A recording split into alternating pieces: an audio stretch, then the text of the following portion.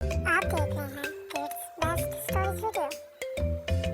और वीडियो शुरू करने से पहले अगर आप इस चैनल पर नए हैं तो वीडियो को लाइक और हमारे चैनल को सब्सक्राइब कीजिएगा। तो आज की वीडियो है रैबिट और उसके ग्रैंडपा की।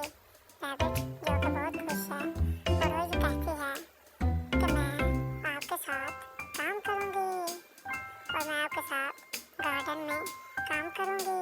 हुर्रे! तब वो और उसका ग्रैंडपा गार्डन में जाते हैं और वो वहाँ पर सब्जियाँ उठाते हैं। हुर्रे!